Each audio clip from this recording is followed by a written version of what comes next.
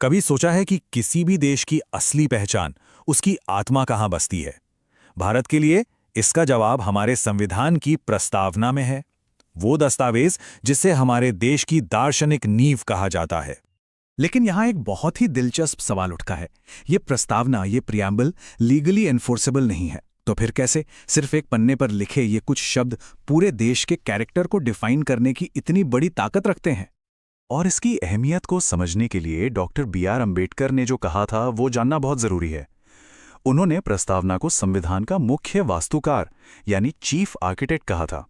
इससे पता चलता है कि शुरुआत से ही इसका महत्व कितना गहरा माना गया था।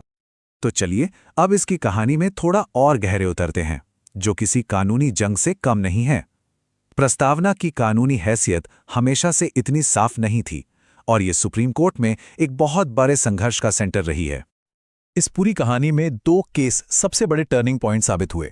पहला 1960 का बेरूबारी यूनियन केस और दूसरा 1973 का वो ऐतिहासिक केशवानंद भारती केस।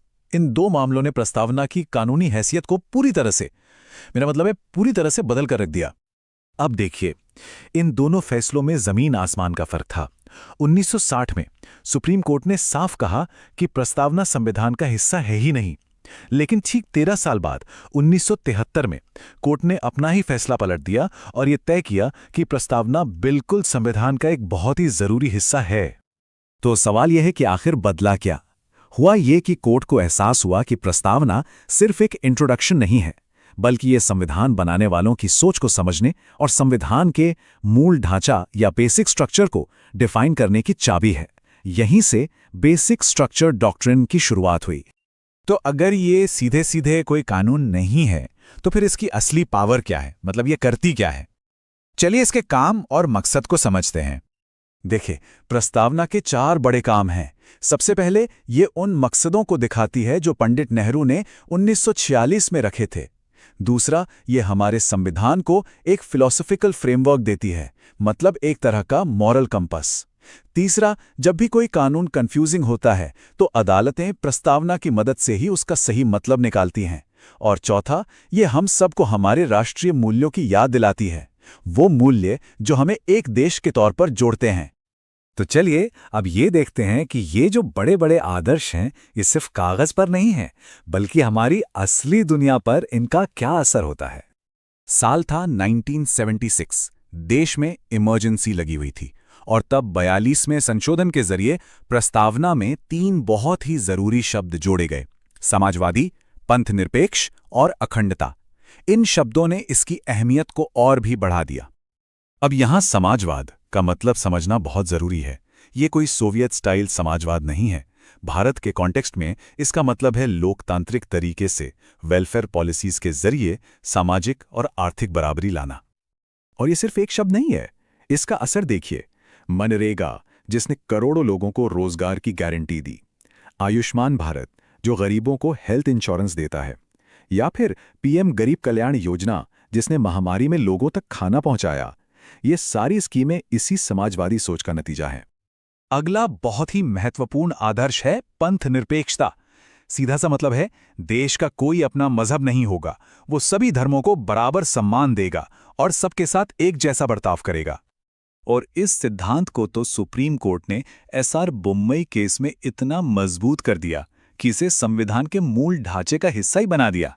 इसका मतलब ये हुआ कि अब इसे कोई बदल ही नहीं सकता। ये भारत के सेक्युलर फैब्रिक को बचाने वाला एक मील का पत्थर है। प्रस्तावना की नींव में जो 2 सबसे बड़े वादे हैं वो हैं न्याय और समानता के। इसका मकसद है कि हर नागरिक को सामाजिक, आर्थिक और राजनीतिक न्याय मिले और हर तरह की गैर बराबरी को खत्म किया जाए। और ये सिर्फ वादे नहीं हैं, ये हकीकत में बदले हैं। जब इंदिरा साहनी केस में आरक्षण को सही ठहराया गया ताकि पिछड़े समुदायों को मौके मिल सकें, या जब नवतेज जौहर केस में समलैंगिकता को डिक्रिमिनलाइज किया गया, तो इन सभी फैसलों की ताकत कहीं ना कहीं हमारी प्रस्तावना से ही आती है। तो सवाल ये है कि इस विजन को, इस सोच को आगे जिंदा कैसे रखा जाए। देखिए, ये एक लगातार चलने वाला काम है। इसके लिए कुछ चीजें बहुत जरूरी हैं। पहली, हम सब नागरिकों को अपने संविधान के बारे में पता होना चाहिए। दूसरी, हमारी न्यायपालिका को आजाद रहना होगा ताकि वो इन आदर्शों की रक्षा कर सके। और तीसरी, सरकार जो भी नीतियां बनाए वो प्रस्तावना के इन लक्ष्यों से मेल खानी चाहिए।